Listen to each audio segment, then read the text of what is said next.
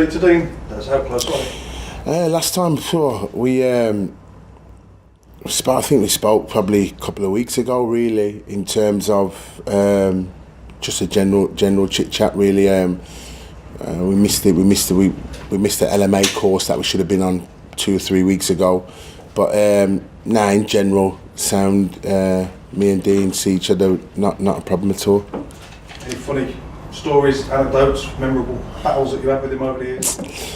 No, not as I think as players, I don't think we really came across each other much, really, as players, really. So that would have been an interesting contest at the far post, but we never really came across each other, really. As we've just had an unbelievable mutual respect for one another in terms of when he was managing at Walsall and the roles that I played at Villa. He used to come to watch a lot of our games, so we had a real closeness and built a good rapport with him and Richard then, really. So two really good guys in the game, two straight talking guys in the game, good people in the game, and whenever you see good people like that in the game, you want them to go on and do well.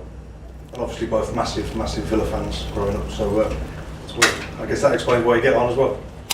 Yeah, I mean, like Dean's made it clearly that he's a Villa fan. My contest was in terms of I watched the Villa, but it was a ticket in they gave the school that was at free tickets to go down to the Villa. That was my first game I saw, so I went down there and watched them. But then obviously my career took off. But what a lot of people don't realise is that when at my school that I was at, Holyhead School, when we had the new AstroTurf 3G, Albion used to come and train there, and I used to always. That was one time where school dinners, I used to miss my school dinner because I used to go and watch them play and train. And I remember Colin West, Don Goodman, Strudder, Raven, all those players training at our school on a regular basis. And that was one time I didn't miss the game. And I used to always think that, the size, the power, the precision, the detail of the players was something special with me growing up as a kid.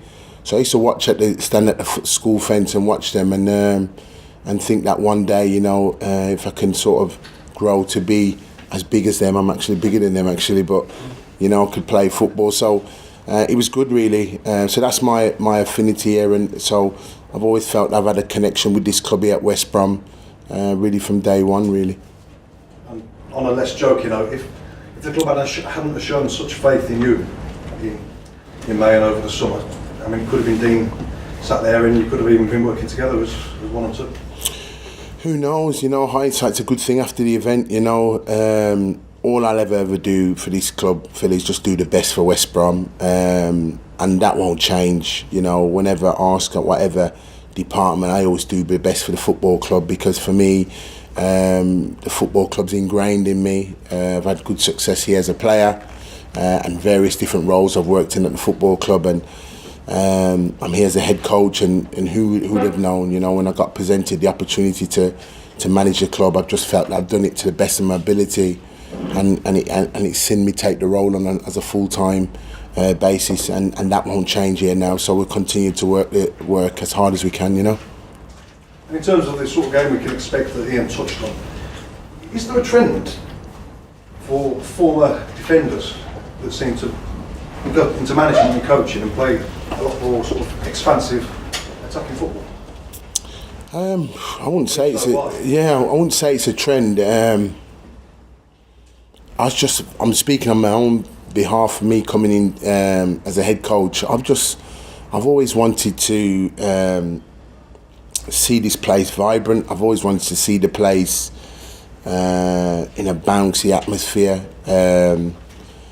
Unity right throughout the football club. I really feel that's really important for me to see the place in full voice, and if you can provide that, bring in some element of football, whether it be excitement, then that's great, because for me it goes from the football stands into the community. So and I was always like that as a player. I always felt that I had the power at the time on a Saturday or when I was playing to perform to the best of my ability, to send them home happy, and that's what I was as a player, and I quickly established that as a player, and that won't change. So in terms of coming into it as a head coach, I've always wanted to play football on the front foot, and that's the way we've done it this season. Top man, good luck. Cheers. Thank you.